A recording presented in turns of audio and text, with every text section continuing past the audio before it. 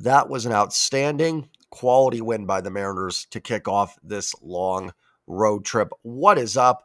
What is going on, everybody? Welcome back and welcome into the Seattle Mariners post-game recap. The Mariners defeat the Padres tonight 5-1. They improved to 24-19 on the young season. They remain in first place in the American League West, and they will look to get a series win tomorrow with Emerson Hancock on the bump. Before I go any further, you know the big three, right? Hit that like button. It does help get the video out to more people. Hit that subscribe button if you're new or lurking. I am about 330 subs away from 5,000. It's my goal to get there this year, so hit the sub button. And don't forget to comment your thoughts on the team and the game down below. I'm getting over a little bit of a cold, so I do apologize for that here. Or not getting over it, but getting into it probably is the better word. If we take out that Blue Jays series, which I'm sure you are all tired of hearing me talk about it, I promise this will probably be the last time. Probably won't be, but for now it will be. The Bears are 2-2 against the Yankees and Padres in their last four. That's perfectly fine, acceptable baseball. Yankees and Padres are two quality baseball teams, two teams that'll probably be in the postseason, and you've broken even with them. That's what you need to do. You break even with teams like that. Then you play the bad teams, you beat up on them, or the teams that are just, maybe a tier below you or so, and you take care of business. So, as frustrating as that series was, the Mariners have bounced back a little bit. And what have I always talked about? Not letting it spiral. And they're not, right? That series was tough against Toronto, but they have not let it spiral into a 6-7 game losing streak or losing 9 out of 10. They've bounced back against two teams. I still have two left against the Padres here. They didn't get swept in either series now, and they've at least mixed some wins in there. Overall, still a little bit of a tough stretch here. They haven't been quite as much on their game as they were a few weeks ago, but they're not letting it get to a point where you're just racking up loss after loss after loss. So really good to see from this team to start out, get this W. Now the next two here, man, if you could find a way, just get one of the next two, you feel really good. Then you go into Chicago, feel like that's a series you can win. And then you should be getting George Kirby back here heading into Houston. So, if you can just win one of these next two, and I think you got a good shot, right? Even though maybe we don't fully trust Emerson Hancock yet, your bullpen is fully ready to go. All the big guns will be ready tomorrow. So if Hancock gets into trouble, you can go to the bullpen.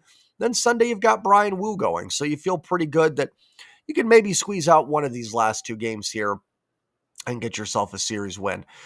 In terms of tonight, Logan Evans, absolutely fantastic. Easily his best start of the season.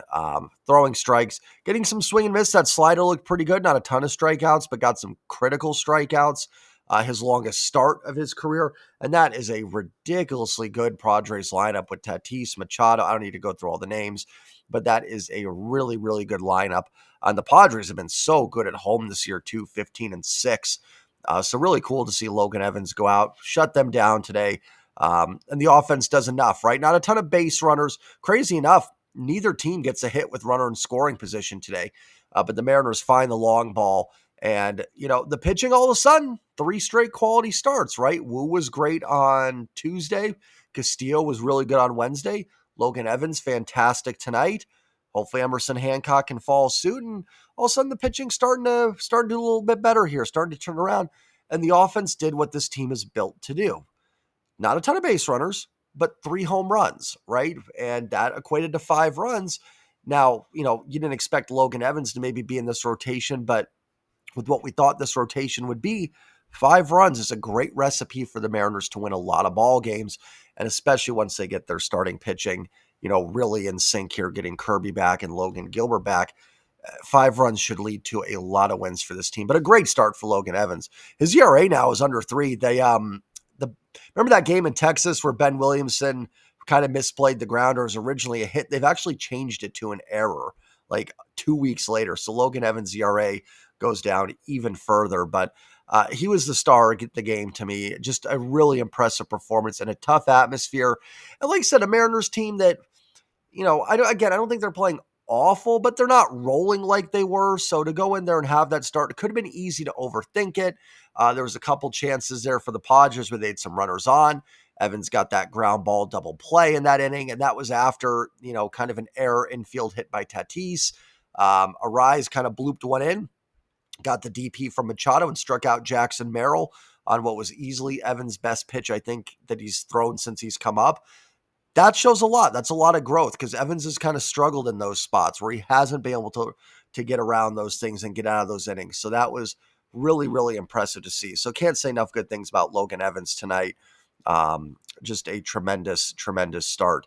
And, looking at the team overall right now, then we'll get into the box score. They're 24-19. They're in first place. And I'm trying to look at it like this. We look at it from our perspective as Mariners fans.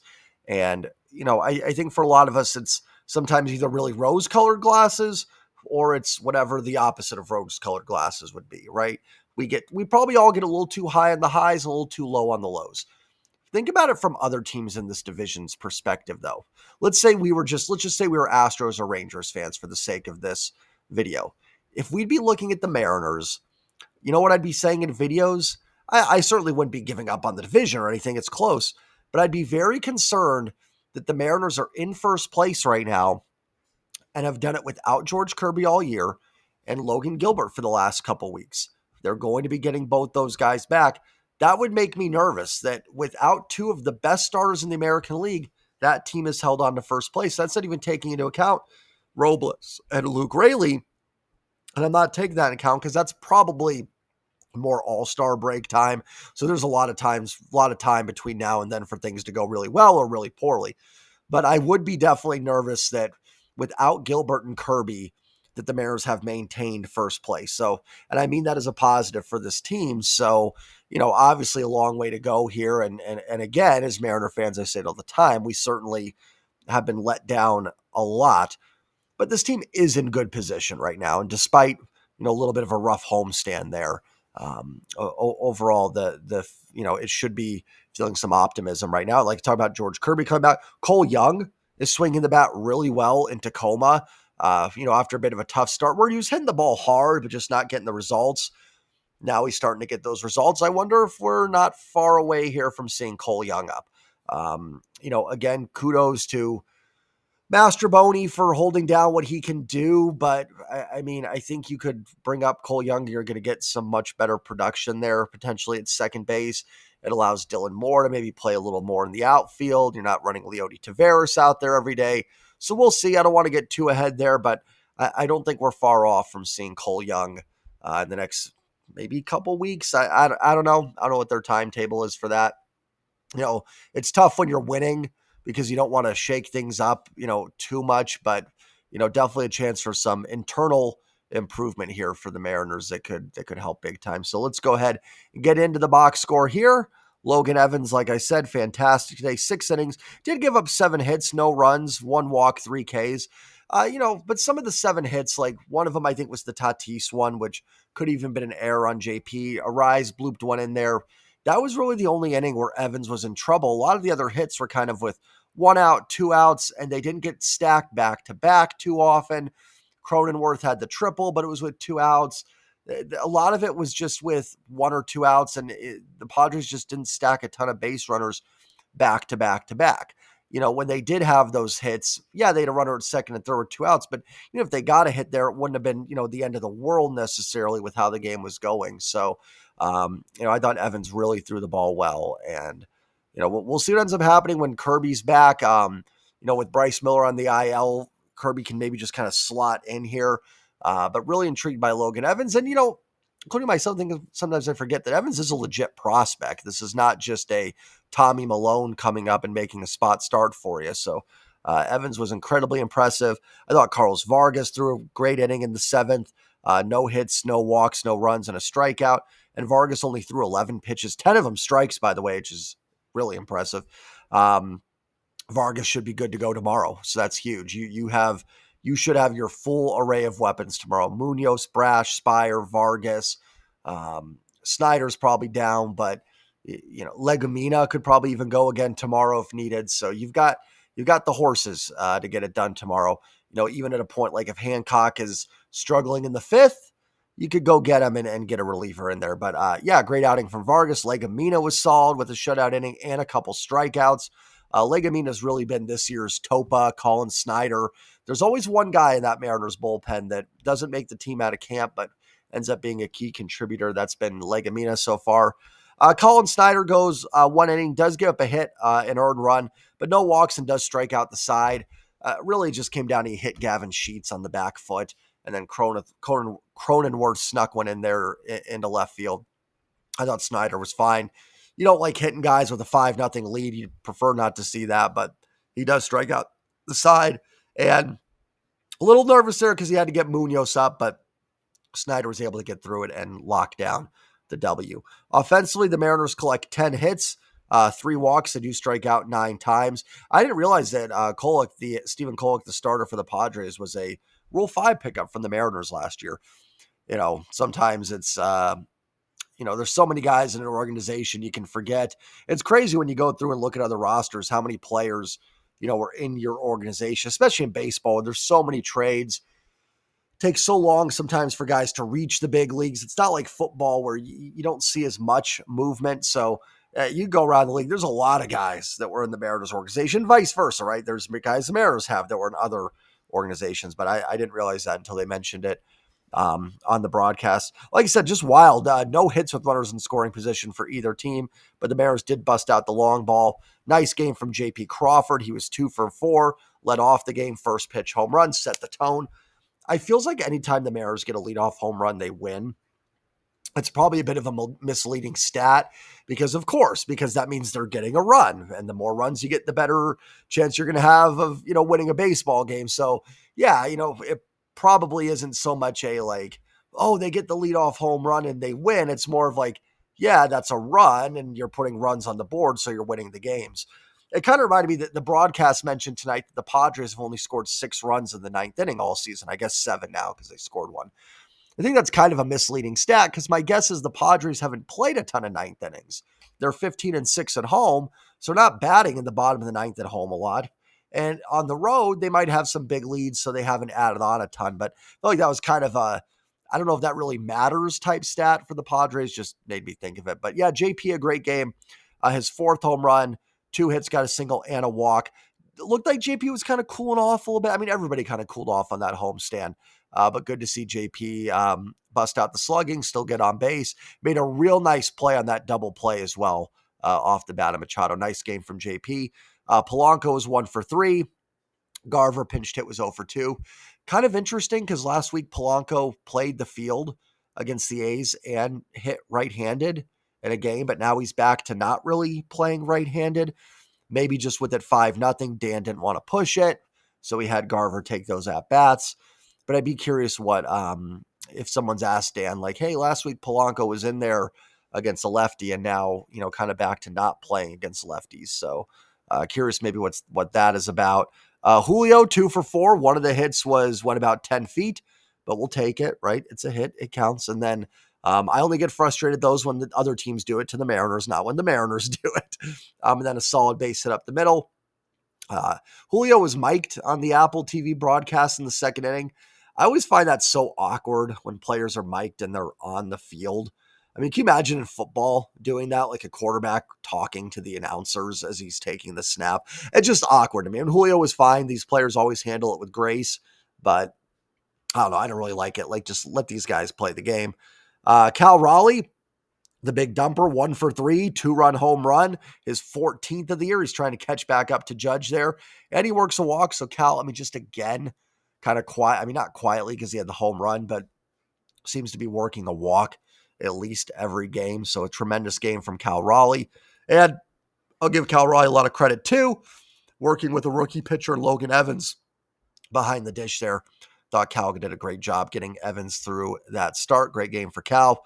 Randy was 1 for 4, kind of an infield hit for him. I will say this, Randy's been fine, absolutely fine. Do you feel like we're kind of due for a Randy hot streak here, though?